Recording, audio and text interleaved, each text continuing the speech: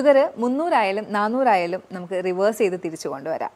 അതുപോലെ തന്നെ നിങ്ങൾക്ക് മരുന്നില്ലാതെയും ഷുഗർ നിയന്ത്രിക്കാൻ കഴിയും. ഇന്ന് ഞാനിവിടെ പറയാൻ പോകുന്നത് പ്രമേഹ രോഗികൾക്ക് എങ്ങനെയാണ് മരുന്നില്ലാതെ അല്ലെങ്കിൽ ഷുഗർ തിരിച്ച് റിവേഴ്സ് ചെയ്ത് കൊണ്ടുവരാനായിട്ട് കഴിയുന്നത്, അതിനായിട്ട് നമ്മളിവിടെ എന്തൊക്കെയാണ് ചെയ്യുന്നത് എന്നുള്ളതിൻ്റെ എക്സ്പ്ലനേഷൻസ് ആണ്. നിങ്ങളും ഇതുപോലെ ചെയ്യുകയാണെങ്കിൽ ഉറപ്പായും ഒരു റിസൾട്ട് നിങ്ങൾക്ക് കിട്ടുന്നതായിരിക്കും. ഇന്ന് ഒരു വീട്ടിൽ 2 ഡയബറ്റിക് പേഷ്യൻ്റ് അല്ലെങ്കിൽ അതിൽ കൂടുതൽ ഡയബറ്റിക് പേഷ്യൻ്റ് ഉള്ളൊരു കാലഘട്ടത്തിലൂടെയാണ് നമ്മൾ കടന്നു പോകുന്നത്. ഇതിലെനിക്ക് ആദ്യം തന്നെ പറയാനുള്ളത്, ഡയബറ്റീസ് എന്ന് പറയുന്നത് ഒരു മാറാ രോഗമൊന്നുമല്ല, ഇതൊരു ജീവിതശൈലി രോഗമാണ്. നമ്മൾ ദൈനംദിനം പ്രവർത്തിച്ച് വരുന്നതിലുള്ള മിസ്റ്റേക്കുകൾ കാരണമാണ് നമുക്ക് ഇത്തരം അസുഖം വരുന്നത്. കൂടുതലായിട്ടും രക്തത്തിൽ ഷുഗറിൻ്റെ അളവ് കൂടുന്നത്. വ്യായാമ മുറകളിലൂടെയും ഭക്ഷണക്രമങ്ങളിലൂടെയാണ് നമ്മളിവിടെ ഇതിനെ നിയന്ത്രിക്കുന്നത്. അതാണ് നിങ്ങൾക്ക് പറഞ്ഞു തരാൻ ഉദ്ദേശിക്കുന്നതും. ഞാൻ doctor Amina, medical officer, Prana natural care centre.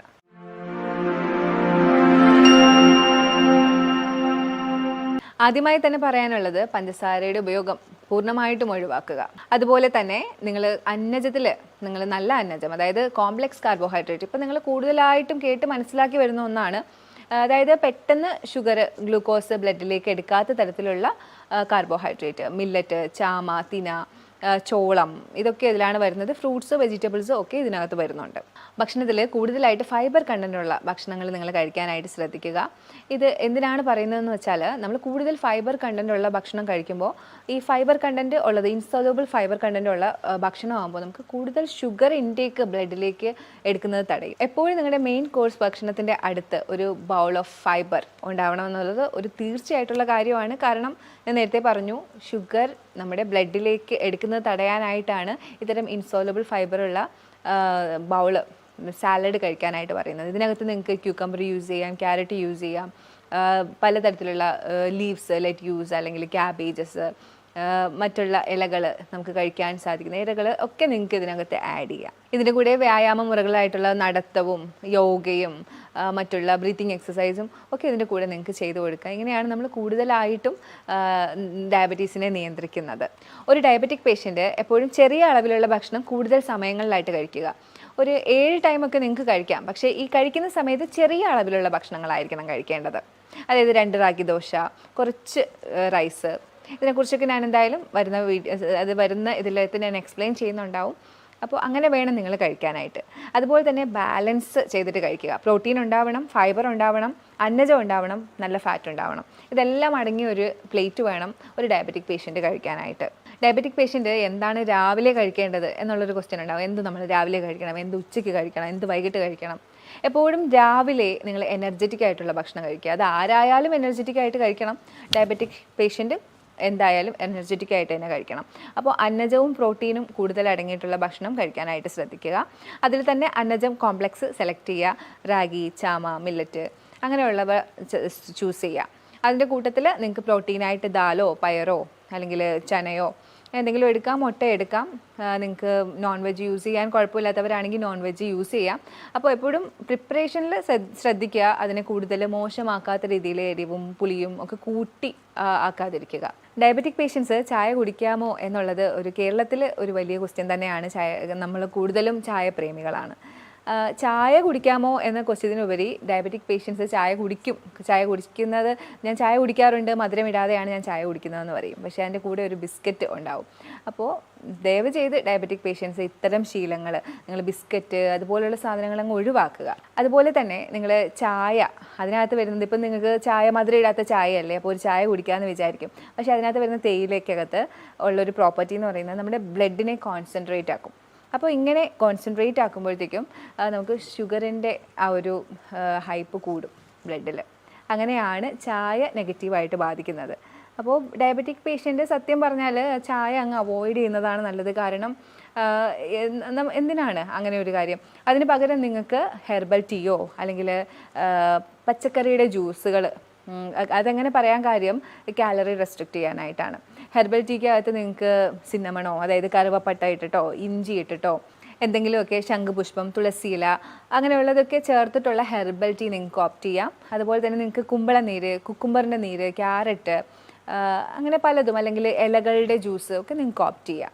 ഇതിൻ്റെ കൂട്ടത്തിൽ കുറച്ച് നട്ട്സ് സോക്ക് ചെയ്ത് രാവിലെ കഴിക്കുന്നത് വൈകിട്ട് കഴിക്കുന്നതും വളരെ നല്ലതാണ്. അപ്പോൾ ഇത്രയൊക്കെ കഷ്ടപ്പെട്ട് നമ്മൾ ഈ ഡയബറ്റീസിനെ നിയന്ത്രിക്കേണ്ടതുണ്ടോ എന്നുള്ളൊരു ക്വസ്റ്റ്യൻ വരുന്നുണ്ട്. ഈ ഇത്രയും നമ്മൾ ചായ അവോയ്ഡ് ചെയ്യുന്നു, മധുരം അവോയ്ഡ് ചെയ്യുന്നു, ഒന്നുമില്ല എന്നുള്ളൊരു ഫീലുണ്ട്. നമുക്കൊരു പൊതുവേ ഉള്ളൊരു സംസാരമുണ്ട്, ഡയബറ്റീസ് രോഗികൾ ഈ മരുന്ന് കഴിച്ചിട്ടാണ് അവരുടെ ഓർഗൻസൊക്കെ നശിച്ചു പോകുന്നതെന്ന്. സത്യം പറഞ്ഞാൽ അതിന് വ്യക്തമായിട്ടുള്ള സ്റ്റഡി ഇല്ല. ഡയബറ്റീസ് രോഗികൾ സത്യം പറഞ്ഞാൽ അവർ ഡയബറ്റീസ് നിയന്ത്രിക്കാത്തത് കാരണമാണ് അവർക്ക് അവയവങ്ങൾക്ക് പ്രശ്നം വരുന്നത്. നമുക്കിത് കൃത്യമായിട്ട് ഞാനിത് പറഞ്ഞു തരാം. ഡയബറ്റീസ് ഉണ്ടാകുമ്പോൾ നമുക്ക് ക്രമാതീതമായി വർദ്ധിച്ചു വരുമ്പോൾ നമ്മൾ ടാബ്ലറ്റ്സ് യൂസ് ചെയ്യും. അലോപ്പതി ഡോക്ടേഴ്സിൻ്റെ അടുത്ത് പോയി ടാബ്ലറ്റ്സ് യൂസ് ചെയ്യും. അറ്റ് ദ സെയിം ടൈം നിങ്ങൾ ഭക്ഷണം നിയന്ത്രിക്കില്ല. കാരണം നമ്മൾ ടാബ്ലറ്റ് കഴിക്കുമല്ലേ, ഭക്ഷണം നിയന്ത്രിക്കില്ല. ഇപ്പോൾ രാവിലെ എടുക്കുന്ന ടാബ്ലറ്റ് അല്ലെങ്കിൽ വൈകിട്ട് എടുക്കുന്ന ടാബ്ലറ്റ്, അതിനിടയിലുള്ള സമയത്ത് നിങ്ങൾക്ക് ഷുഗർ ഹൈക്ക് ഉണ്ടാവും നമ്മുടെ ബ്ലഡിൽ. ആ സമയങ്ങളിൽ അങ്ങനെ ഓരോ ദിവസവും ഷുഗർ ഹൈക്ക് ഉണ്ടാവുന്ന സമയമുണ്ട് ബ്ലഡിൽ. അങ്ങനെ ഓരോ ദിവസവും കടന്നു പോയി കാലക്രമേണ നിങ്ങളുടെ ഓരോ രക്തക്കുഴലുകൾക്കും ചെറിയ ചെറിയ ക്ഷതങ്ങളുണ്ടാവും. അതുപോലെ തന്നെ നെർവസ് സിസ്റ്റത്തിന് ക്ഷതങ്ങളുണ്ടാവും.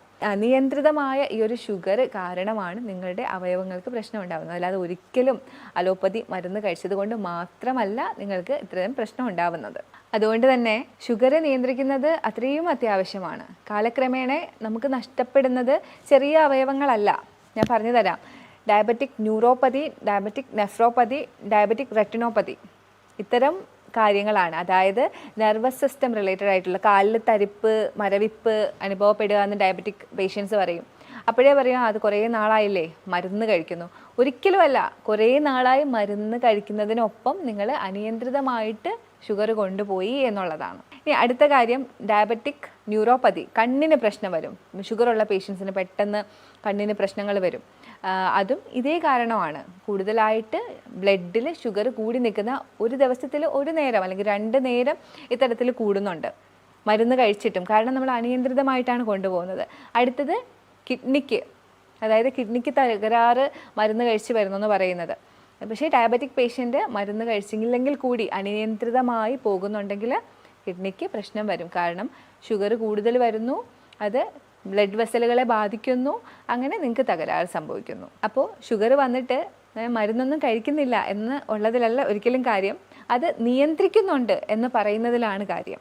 ഇനി നമുക്ക് ഉച്ചഭക്ഷണത്തിനെ കുറിച്ച് പറയാം. ഷുഗർ പേഷ്യൻസ് എങ്ങനെയാണ് ഉച്ചഭക്ഷണം കഴിക്കേണ്ടത്? നമ്മളിവിടെ ഒരു ബൗള് റൈസ്, ഒരു ചെറിയ ബൗള് റൈസ്, അതേ ബൗളിൽ 2 ബൗള് വെജിറ്റബിൾസ്, അതുപോലെ തന്നെ കുറച്ച് പ്രോട്ടീൻ, അതുപോലെ തന്നെ കുറച്ച് ഫാറ്റ്, നല്ല ഫാറ്റായിട്ട് തൈര് അല്ലെങ്കിൽ കോക്കനട്ട് ചട്നിയാണ് കൊടുക്കുന്നത്. കാർബോഹൈഡ്രേറ്റ് ആയിട്ട് നമ്മൾ കൊടുക്കുന്നത് ഒന്നുകിൽ ബ്രൗൺ റൈസ് ആയിരിക്കും അല്ലെങ്കിൽ മില്ലറ്റ് ആയിരിക്കും. വെജിറ്റബിൾസ് കൂടുതലായിട്ടും ഉപയോഗിക്കുന്നത് ബോട്ടിൽ ഗാർഡ് വെറൈറ്റീസ് ആയിരിക്കും. അതായത് നമ്മുടെ ഗാർഡ് വെറൈറ്റീസ്, കുക്കുംബർ, പിന്നെ ഈ പടവലങ്ങ, കുമ്പളങ്ങ, അങ്ങനെ വാട്ടർ കണ്ടൻ്റ് ഉള്ളത്. പിന്നെ കായ വളരെ നല്ലതാണ്. അതുപോലെ തന്നെ ബീൻസ്, ഒത്തിരി നാരുള്ളതാണ് ഇതിന് വേണ്ടത്. ബ്രോക്കലീസ്, ക്യാരറ്റ്സ്, ഇതൊക്കെ നമുക്ക് ഇതിനകത്ത് ഉൾപ്പെടുത്തി കൊടുക്കാം. എപ്പോഴും ബാലൻസ്ഡ് ആയിട്ടുള്ളൊരു പ്ലേറ്റ് തന്നെ എടുക്കാനായിട്ട് ശ്രദ്ധിക്കുക. ഇത്തരം ബാലൻസിൽ പോകുമ്പോൾ നിങ്ങൾക്ക് കിട്ടുന്നതെന്ന് പറഞ്ഞാൽ, നേരത്തെ ഞാൻ പറഞ്ഞു, ഫൈബർ കൂടുതൽ കഴിക്കുന്നതോടുകൂടി നിങ്ങൾക്ക് നിങ്ങളുടെ ഷുഗർ കണ്ടൻറ്റ് ബ്ലഡിലേക്ക് അബ്സോർബ് ചെയ്യുന്നത് കുറയും. ഇങ്ങനെയാണ് നിങ്ങൾക്ക് ഷുഗർ കൺട്രോൾ ആവുന്നത്. ഇനി ഷുഗർ പേഷ്യൻസ് ഡിന്നർ എങ്ങനെ കഴിക്കണം എന്നായിരിക്കും അടുത്ത ക്വസ്റ്റ്യൻ. അതിന് മുമ്പ് ഞാൻ പറയുകയാണ്, ഡിന്നർ അല്ലെങ്കിൽ ഉച്ചഭക്ഷണം, രാവിലത്തെ ഭക്ഷണമൊക്കെ ഞാൻ പറഞ്ഞു. അപ്പോഴും ഞാൻ പറഞ്ഞു നിങ്ങൾ കുറഞ്ഞ ക്വാണ്ടിറ്റിയിൽ വേണം കഴിക്കാമെന്ന് പറഞ്ഞിട്ടുണ്ട്. അപ്പോൾ ഈ കുറഞ്ഞ ക്വാണ്ടിറ്റിയിൽ കഴിക്കാൻ വേണ്ടി ഇടയ്ക്ക് ഒരു ലഘു ഭക്ഷണം, അതായത് മിഡ് മോർണിംഗ്, മിഡ് നൂൺ, നമ്മുടെ ഈവനിങ്, അങ്ങനെ ഒരു പദ്ധതി നിങ്ങൾ എപ്പോഴും വെക്കാൻ നോക്കണം. അപ്പം മിഡ് മോർണിംഗ് ആയിട്ട് എപ്പോഴും ബട്ടർ മിൽക്കോ അല്ലെങ്കിൽ ഒരു ചെറിയ സ്മൂതി, ഒത്തിരി നട്ട്സും ഒരു ബേസായിട്ട് അധികം ഷുഗർ ഇല്ലാത്തൊരു ഫ്രൂട്ട്, കോക്കനട്ട് മിൽക്ക് ഒക്കെ ചേർത്തിട്ടുള്ളൊരു സ്മൂതിയോ ഒക്കെ നിങ്ങൾക്ക് ഓപ്റ്റ് ചെയ്യാം. ഉച്ചയ്ക്ക് ശേഷമാണെങ്കിൽ ഒരു ജ്യൂസോ, ഒരു കുക്കുംബർ ജ്യൂസോ എന്തെങ്കിലും ഉച്ചയ്ക്കത്തെ ഭക്ഷണത്തിന് ശേഷം, അതായത് വൈകിട്ട് നമ്മളൊരു ചായ ടൈം ഉണ്ടല്ലോ, ഒരു 5 മണി, അതിനിടയ്ക്ക് നിങ്ങളത് കഴിക്കണം. അതുപോലെ തന്നെ ഈ ചായ ടൈമിൽ നിങ്ങളൊരു ഹെർബൽ ടീയും കുറച്ച് നട്ട്സും ഒക്കെ കഴിക്കാനായിട്ട് ശ്രദ്ധിക്കണം. നമുക്ക് ഒരുപാട് എനർജി വേണം, കാരണം ഡയബറ്റിക് ആണ്. അപ്പോൾ നമുക്ക് മസിൽ വേസ്റ്റിംഗ് ഒക്കെ ഉണ്ടാകും. അപ്പോൾ നമുക്ക് ഒത്തിരി എനർജി വേണ്ട ആൾക്കാരാണ്. അറ്റ് ദ സെയിം ടൈം നമുക്ക് ഷുഗറും കൺട്രോൾ ചെയ്യണം. അതുകൊണ്ടാണ് എപ്പോഴും പറയുന്നത് ചെറിയ ചെറിയ ഇടവേളകളിൽ ചെറിയ ക്വാണ്ടിറ്റിയിൽ ഭക്ഷണം കഴിക്കണം എന്ന്. ഡിന്നറിനെ കുറിച്ച് പറയുകയാണെങ്കിൽ എപ്പോഴും പ്രോട്ടീൻ റിച്ച് ആയിട്ടുള്ള ഫാറ്റ് കുറഞ്ഞ ഭക്ഷണമാണ് ഡിന്നറായിട്ട് ഓപ്റ്റ് ചെയ്യാനുള്ളത്. നമുക്ക് എല്ലാവർക്കും അറിയാം, രാത്രിയാണ്, നമ്മൾ പണ്ട് മുതലേ കേൾക്കുന്നതാണ്, രാത്രിയാണ് വളർച്ച, രാത്രിയാണ് നമ്മുടെ അവയവങ്ങളൊക്കെ ഡീടോക്സിഫൈ ചെയ്യുന്നത് എന്നൊക്കെ നമ്മൾ കേൾക്കാറുണ്ട്. അപ്പോൾ രാത്രിക്ക് കിടക്കുന്നതിന് മുമ്പ് നമ്മൾ നല്ല പ്രോട്ടീൻ അടങ്ങിയിട്ടുള്ള ഭക്ഷണം കഴിക്കണം. അത് നമുക്ക് മസിൽ മാസ് കൂടാനായിട്ടാണ്. നമുക്ക് എല്ലാവർക്കും അറിയാം, ഷുഗർ പേഷ്യൻസിന്, ഡയബറ്റിക് പേഷ്യൻസിന്, പ്രമേഹ രോഗികൾക്ക് ഇങ്ങനെ മസിൽ വേസ്റ്റിംഗ് ഉണ്ടാവും, അവരുടെ മസിൽസിന് ബലക്ഷയം ഉണ്ടാവും. അപ്പോൾ ഈ രാത്രി കൂടുതൽ പ്രോട്ടീൻസ് കഴിച്ചു കഴിഞ്ഞാൽ നമ്മുടെ ഈ ഒരു ബലക്ഷയത്തിന് ഒരു കുറവുണ്ടാവും, നമ്മുടെ മസിലിൻ്റെ ബലക്ഷയത്തിന് ഒരു കുറവുണ്ടാവും.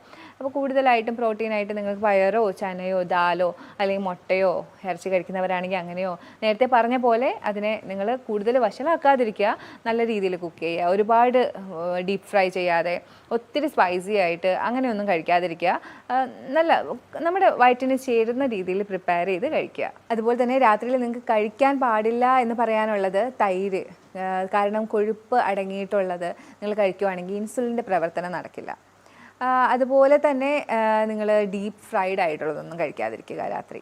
മിക്ക ആളുകൾക്കുള്ളൊരു ശീലമാണ് മെയിൻ കോഴ്സ് കഴിഞ്ഞ ഉടനെ നമ്മൾ എന്തെങ്കിലും മധുരമുള്ളത് കഴിക്കുക, അല്ലെങ്കിൽ ഒരു ചായ കുടിക്കുക, ഇങ്ങനെയൊക്കെയുള്ള ശീലങ്ങളുണ്ട്. അപ്പോൾ ഇത് ചെറുപ്പകാലത്താണെങ്കിൽ വലിയ പ്രശ്നമില്ല. നമ്മളൊരു പ്രായം കഴിഞ്ഞു കഴിഞ്ഞാൽ ഇങ്ങനത്തെ ശീലങ്ങൾ വെക്കുമ്പോൾ നമുക്ക് ഉണ്ടാവുന്നത്, നമ്മളൊരു ഭക്ഷണം മെയിൻ കോഴ്സ് കഴിഞ്ഞതിന് ശേഷം ഇങ്ങനെ കഴിക്കുകയാണെങ്കിൽ അതിലുള്ള ടോക്സിസിറ്റീസ് പെട്ടെന്ന് അബ്സോർബ് ചെയ്യും, അത് ഏതായാലും. അപ്പോൾ ഇപ്പോൾ ഷുഗർ ആണെങ്കിൽ പോലും, ഫ്രക്ടോസ് ആണെങ്കിൽ പോലും ഏറ്റവും പെട്ടെന്ന്, ഇപ്പോൾ ഷുഗർ നമ്മളിപ്പം പഴവർഗ്ഗങ്ങളാണ് കഴിക്കുന്നതെങ്കിൽ അത് പെട്ടെന്ന് അബ്സോർബ് ചെയ്യുന്ന ഒരവസ്ഥയാണ്. ചായ ആണെങ്കിൽ ചായയിലുള്ള ആ ഒരു ഘടകങ്ങളൊക്കെ പെട്ടെന്ന് അബ്സോർബ് ചെയ്യും. അപ്പോൾ ഇത്തരത്തിലുള്ള ശീലങ്ങൾ, അത് കഴിച്ച ഉടനെ ഉള്ള ഒരു ലഘു ഭക്ഷണം അതിൻ്റെ കൂടെ കഴിക്കുന്നത് ഒഴിവാക്കുക. ഭക്ഷണത്തിന് ശേഷമുള്ള ഈ ഫ്രൂട്ട്സ് ആയാലും ചായ ആയാലും എടുക്കുന്ന രീതിയെക്കുറിച്ച് പറയുമ്പോൾ എനിക്ക് ഓർമ്മ വരുന്നത്, എനിക്ക് പരിചയമുള്ള ഒരാൾ ഒരുപാട് നാൾ ഇവർ ഭക്ഷണത്തിന് ശേഷം ഫ്രൂട്ട്സ് കഴിക്കുമായിരുന്നു. ഒത്തിരി ഹെൽത്തി ആണെന്ന് നമ്മളൊക്കെ ഒരുപാട് നാൾ വിശ്വസിച്ചിരുന്നതാണ്. ഇപ്പോൾ മാറി മാറി വരുന്നുണ്ട്. ഭക്ഷണത്തിന് ശേഷം ഇവർ ഫ്രൂട്ട്സ് കഴിക്കും. അങ്ങനെ ഒരുപാട് നാളുകൾ അങ്ങനെ കഴിച്ച് വന്ന ഒരിക്കൽ അസഹനീയമായ വയറുവേദനയാണ് ഇദ്ദേഹത്തിന്. അങ്ങനെ സഹിക്കാൻ പറ്റാതെ ഹോസ്പിറ്റലിൽ പോകുമ്പോൾ അവരൊരു ടാബ്ലറ്റ് കൊടുക്കും, അപ്പോൾ ആ വേദന കുറയും. വീണ്ടും ഇത് തന്നെയാണ്, വീണ്ടും ഇങ്ങനെ വേദന വരുന്നുണ്ട്. അങ്ങനെ അവർ കേരളത്തിലേക്ക് വരികയും ഒരു പ്രകൃതി ചികിത്സാലയത്തിൽ പോവുകയും ചെയ്തു. അവർ ക്രമം പറഞ്ഞു കൊടുത്തു എങ്ങനെയാണ് കഴിക്കേണ്ടത്. അതുപോലെ തന്നെ 10 ദിവസത്തെ ട്രീറ്റ്മെൻ്റ് ആണല്ലോ, ആ സമയത്ത് ക്രമത്തിൽ കഴിച്ചപ്പോൾ ഇദ്ദേഹത്തിൻ്റെ വേദനയൊക്കെ മാറി. അപ്പോൾ ഈ ഫുഡിൻ്റെ ക്രമം അത്രയധികം ഇമ്പോർട്ടൻ്റ് ആണ്. ഒരിക്കലും നിങ്ങളൊരു മെയിൻ കോഴ്സ് കഴിഞ്ഞിട്ട് ഇത്തരം ലഘു ഭക്ഷണങ്ങൾ, അതായത് ഫ്രൂട്ട്സ് അല്ലെങ്കിൽ ചായ അല്ലെങ്കിൽ മധുരങ്ങൾ കഴിക്കാതിരിക്കുക. അത് നിങ്ങളെ ഒത്തിരി എഫക്റ്റ് ചെയ്യും. ആദ്യമാണ് നിങ്ങൾ ഇത്തരം ഫ്രൂട്ട് അല്ലെങ്കിൽ റോ ഒക്കെ കഴിക്കാനുള്ളത്. പിന്നീട് നിങ്ങൾ അന്നജവും പ്രോട്ടീനും ഒക്കെ കഴിക്കുക. പതുക്കെ കൂടി വരുന്ന രീതിയിലാണ് നിങ്ങൾ കഴിക്കേണ്ടിയുള്ളത്. അപ്പോൾ അതൊരിക്കലും നിങ്ങൾ റിവേഴ്സ് ചെയ്ത് കഴിക്കാതിരിക്കുക. കൂടുതൽ ആളുകൾക്കുള്ളൊരു സംശയമാണ്, അല്ലെങ്കിൽ മാൽ പ്രാക്ടീസ് ചെയ്തുകൊണ്ടിരിക്കുന്ന ഒരു കാര്യമാണ് ഫ്രൂട്ട്സ് കൂടുതൽ കഴിക്കുക. ഫ്രൂട്ട്സിനകത്ത് ഫ്രക്ടോസ് അല്ലേ എന്നുള്ളൊരു രീതിയിൽ, ഫ്രക്ടോസ് അതിന് ഗ്ലൂക്കോസ് അല്ലല്ലോ, ഗ്ലൂക്കോസ് കൂടുന്നതല്ലേ പ്രശ്നം. ഈ ഫ്രക്ടോസ് എന്ന് പറയുന്നത് ഗ്ലൂക്കോസിൻ്റെ ഒരു ഭാഗമാണ്, അതുപോലെയുള്ളതാണ്. അത് വിഘടിച്ച് കഴിഞ്ഞാൽ ഗ്ലൂക്കോസ് തന്നെയാണ് ആവുന്നത്. അപ്പോൾ ഫ്രക്ടോസ് കൂടുതൽ അളവ് നമ്മുടെ ഉള്ളിലെത്തിക്കഴിഞ്ഞാൽ അത് ഗ്ലൂക്കോസായിട്ട് തന്നെയാണ് മാറുന്നത്. അതായത് ഞാൻ എപ്പോഴും പറയും, അമിതമായാൽ അമൃതും വിഷം. എല്ലാവരും ചോദിക്കും അത് കഴിക്കാവോ, ഇത് കഴിക്കാവോ. എല്ലാത്തിനും ഒരു ബാലൻസ് വേണം. നമ്മൾ ചെറിയ കുട്ടികളല്ല, നമുക്ക് പ്രായമായി. അപ്പോൾ എന്ത് ഉള്ളിൽ ചെന്നാലും അതിനെ സ്റ്റോർ ചെയ്ത് വെച്ച് കളയും നമ്മുടെ ബോഡി. അതുകൊണ്ട് തന്നെ ഫ്രക്ടോസ് ആണെങ്കിൽ പോലും നിങ്ങൾ അധികം കഴിക്കാതിരിക്കുക. ഇത് കോംപ്ലക്സ് കാർബോഹൈഡ്രേറ്റ് ആണ്, എന്നാൽ കൂടി നിങ്ങൾ ഒരുപാട് കഴിക്കാതിരിക്കുക. അതിൽ തന്നെ നിങ്ങൾക്ക് കൂടുതൽ ഷുഗർ കണ്ടൻറ്റുള്ള മാങ്ങ, ചക്കപ്പഴം, അങ്ങനെയൊക്കെയുള്ളത്, ചിക്കു, ഇതൊക്കെ ഒഴിവാക്കുക. ആപ്പിളൊക്കെ നിങ്ങൾക്ക് കഴിക്കുക. അതിൽ തന്നെ ഗ്രീൻ ആപ്പിളാണ് ഏറ്റവും കുറവ് ഇതുള്ളത്, ഷുഗർ ഉള്ളത്. ആപ്പിൾ കഴിക്കാം, മുസംബീസ് കഴിക്കാം, ഗോവ വളരെ നല്ലതാണ്, നമ്മുടെ പേരക്ക, അതൊക്കെ ആണെങ്കിൽ നിങ്ങൾക്ക് ഓപ്റ്റ് ചെയ്യാം. അതുപോലെ തന്നെ നമ്മുടെ പേഷ്യൻസ് എപ്പോഴും ചോദിക്കുക, എന്താ നമുക്ക് മാത്രം ഫ്രൂട്ട് ജ്യൂസ് തരാതെ ഇങ്ങനെ വെജിറ്റബിൾ ജ്യൂസ് തരുന്നത്. നിങ്ങൾ ഹോൾ ഫ്രൂട്ട് കഴിച്ചോളൂ, നിങ്ങൾ ഫ്രൂട്ട് കട്ട് ചെയ്ത് കഴിച്ചോളൂ ഷുഗർ പേഷ്യൻസ്. ഒരിക്കലും ജ്യൂസാക്കി കുടിക്കാതിരിക്കാൻ ശ്രദ്ധിക്കുക. കാരണം ജ്യൂസാക്കി കുടിക്കുമ്പോൾ സംഭവിക്കുന്നത്, ഈ ജ്യൂസിൽ നിന്ന് ഡയറക്റ്റ് നിങ്ങൾക്ക് പെട്ടെന്ന് ഗ്ലൂക്കോസ് അബ്സോർബ് ചെയ്യും. അതിനകത്ത് പിന്നെ ഫൈബർ ഇല്ലല്ലോ. എന്നാൽ അറ്റ് ദ സെയിം ടൈം നിങ്ങളതൊരു ഹോൾ ഫ്രൂട്ടായിട്ടാണ് കഴിക്കുന്നതെങ്കിൽ ഫൈബർ കണ്ടൻറ്റ് കൂടിയുണ്ട്, അത് നിങ്ങളുടെ ഷുഗർ ഇൻടേക്ക് ബ്ലഡിലേക്ക് എടുക്കുന്നത് അങ്ങ് തടഞ്ഞോളും. പ്രമേഹ രോഗികൾ രാത്രിയിൽ എന്തൊക്കെ ചെയ്യാം? നമ്മളിപ്പോൾ എല്ലാവരും ഒത്തിരി ബിസിയാണ്. അപ്പോൾ ഇവർക്ക് രാത്രിയിൽ ചെയ്യാൻ പറ്റുന്ന കുറച്ച് കാര്യങ്ങളാണ് ഞാൻ പറയുന്നത്. ഒരു ബ്രിസ്ക് വാക്കൊക്കെ നടത്താം. അതുപോലെ തന്നെ ചെറിയ വ്യായാമ മുറകളൊക്കെ ഇവർക്ക് രാത്രി ചെയ്യാം. പിന്നീട് എനിക്ക് പറയാനുള്ളത് കുറച്ച് ട്രീറ്റ്മെൻറ്റുകളെ കുറിച്ചാണ്. അബ്ഡോമിനൽ പാക്ക്, അതിനുവേണ്ടി നിങ്ങൾ ചെയ്യേണ്ടത് ഒരു നീളമുള്ളൊരു തുണി, 4 മടക്ക് മടക്കാൻ പറ്റുന്ന ഒരു തുണി എടുത്ത് അതിനെ നനച്ച് പിഴിഞ്ഞെടുക്കുക, വെറ്റ് ചെയ്തെടുക്കുക. അതിനുശേഷം നിങ്ങളുടെ വയറിന് ചുറ്റും നിങ്ങൾ ചുറ്റുക. ഒരു 2-3 ചുറ്റാനുണ്ടാവും. അത് നിങ്ങളൊരു 20 മിനിറ്റ് വെച്ചിരിക്കുക. അപ്പോൾ ഒരു നനഞ്ഞ തുണി ചുറ്റുന്നത് കൊണ്ട് ഇപ്പോൾ എന്തുണ്ടാവാമെന്ന് നിങ്ങൾക്ക് സംശയം ഉണ്ടാവും. ഇതിൽ നമുക്കൊരു ഫിസിയോളജി വർക്ക് ചെയ്യുന്നുണ്ട്. അതായത് ഇത് കെട്ടുമ്പോൾ തന്നെ നിങ്ങൾക്കൊരു എക്സൈറ്റേഷൻ ഉണ്ടാവും ഈ ഓർഗൻസിനൊക്കെ. കുറച്ച് കഴിയുമ്പോഴത്തേക്കും നിങ്ങളുടെ നെർവ്സൊക്കെ റിലാക്സ് ആവും. ഈ എക്സൈറ്റേഷനും റിലാക്സേഷനും കിട്ടുന്നത് നിങ്ങളുടെ അബ്ഡോമിനൽ ഓർഗൻസിനൊക്കെ നല്ലതാണ്, കൂട്ടത്തിൽ നിങ്ങളുടെ പാൻക്രിയാസിനും നല്ലതാണ്. അതുപോലെ തന്നെ നിങ്ങൾക്ക് ചെയ്യാൻ പറ്റിയ വേറൊരു ട്രീറ്റ്മെൻറ്റാണ് ഹിപ്പ് ബാത്ത്. ഹിപ്പ് ബാത്ത് ടബാണ് നമ്മൾ ഹോസ്പിറ്റൽസിൽ യൂസ് ചെയ്യുന്നത്. പക്ഷേ നിങ്ങൾക്ക് വീട്ടിൽ തുണി അലക്കാൻ ഉപയോഗിക്കുന്ന ടബോ, നിങ്ങൾക്ക് ഇരിക്കാൻ പരുവത്തിലുള്ള എന്തെങ്കിലും ഒരു ടബ് നിങ്ങൾക്ക് യൂസ് ചെയ്യാം. കാല് പുറത്തേക്ക് ഇട്ടുകൊണ്ട് നിങ്ങൾക്ക് വെള്ളത്തിലേക്ക് ഇരിക്കാം. ഹിപ്പ് താഴ്ത്തി വെച്ച് പൊക്കിൾ വരെ താഴ്ത്തി വെച്ചിട്ടായിരിക്കും ഇരിക്കുന്നത്.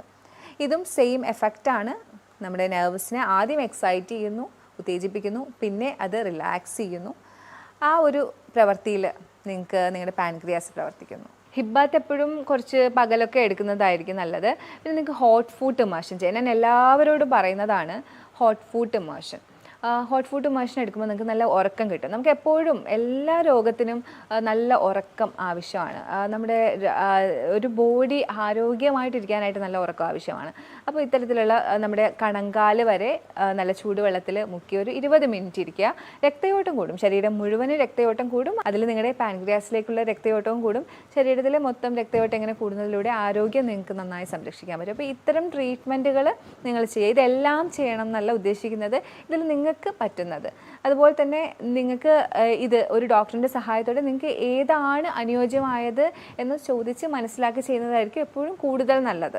ഇനി പ്രമേഹ രോഗികൾക്ക് കൂടുതലായി നമ്മൾ സജസ്റ്റ് ചെയ്യുന്ന ഒരു കാര്യമുണ്ട്, ഹൈ ഇൻറ്റൻസിറ്റി ഇൻ്റർവെൽ ട്രെയിനിങ്. അതായത് കാർഡിയോ വർക്കൗട്ടാണ്.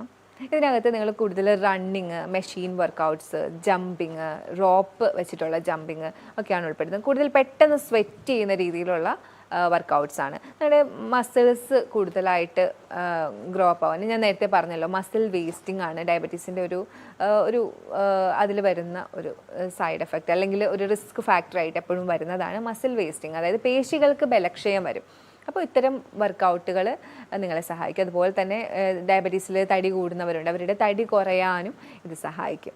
ഇനി ഡയബറ്റീസ് എപ്പോഴാണ് നമ്മൾ കൂടുതൽ ശ്രദ്ധിക്കേണ്ടത്? ഞാൻ ഓൾറെഡി പറഞ്ഞു, ഡയബറ്റീസ് എന്ന് പറയുന്നത് ശ്രദ്ധിച്ചേ മതിയാവുള്ളൂ. അത്രയും അപകടകാരിയാണ് ഡയബറ്റീസ്. ഡയബറ്റീസ് വന്നിട്ടുണ്ടോ അത് നിങ്ങൾ കൃത്യമായിട്ടുള്ള ചികിത്സയിലൂടെ തന്നെ നിങ്ങൾ പരിഹരിക്കണം.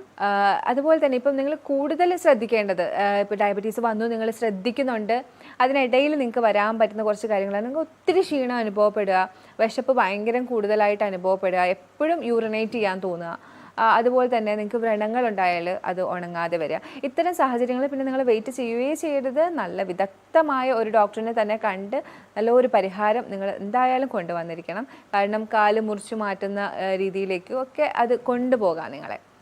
അപ്പോൾ ഇതൊക്കെയാണ് ഇന്ന് എനിക്ക് പ്രമേഹത്തിനെ കുറിച്ച് പറയാനുള്ളത്. അപ്പോൾ പ്രമേഹ രോഗികൾ ഇത് കാണുന്നുണ്ടെങ്കിൽ ഉറപ്പായിട്ടും നിങ്ങൾ ഇത്തരം കാര്യങ്ങൾ, ഞാൻ പറഞ്ഞ കാര്യങ്ങളൊക്കെ നിങ്ങളൊന്ന് ഫോളോ ചെയ്ത് നോക്കുക. നിങ്ങൾക്ക് എന്തായാലും നല്ലൊരു റിസൾട്ട് തന്നെ ഇതിനകത്തുനിന്ന് കിട്ടും. നിങ്ങൾക്ക് ഇനി എന്തെങ്കിലുമൊക്കെ സംശയം ഉണ്ടെങ്കിൽ നമ്മുടെ നമ്പറിലേക്ക് വിളിക്കുക. മറ്റൊരു വീഡിയോ ആയിട്ട് നമുക്ക് വീണ്ടും കാണാം. Okay, by.